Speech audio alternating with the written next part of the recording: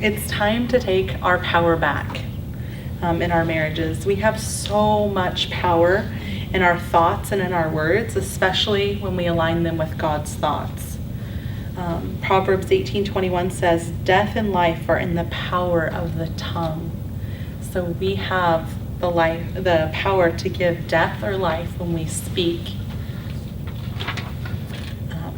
We also have choices about our heart and where we spend time in our heart and our minds.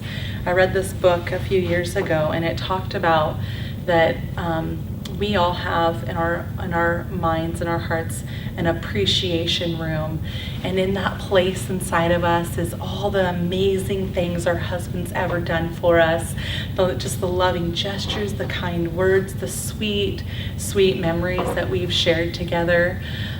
There's words written all over the walls, and I kind of just see it in my mind as just this, like candlelit, just loving, warm environment, and words of love and gratitude, and you're amazing and you're sexy and I desire you. Just everything that you could possibly think about your husband is in this appreciation room.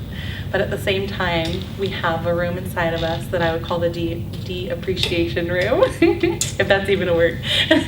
And that's where we keep the things he's ever said to hurt our feelings, or maybe an action that he did 10 years ago that we're still holding on to.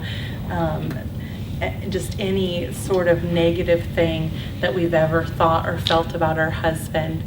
And it's really our choice where, when we're thinking about our husbands, or if something comes up, which room we run to and where we choose to focus our time and our attention, because that's where our hearts are going to align. If I spend most of my time in the yucky de-appreciation room, when my husband walks in the door, if something happens, what's going to flow out of my mouth are not going to be nice things. They're not going to have his best interest at mind, because I'm already going down that path in my heart and in my mind.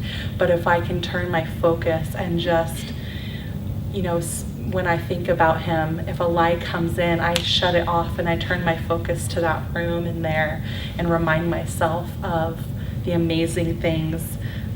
It's gonna bring so much life, and it's not, that part's not even in our words. That's in our hearts and our focus, but it will come out in our words toward our husband.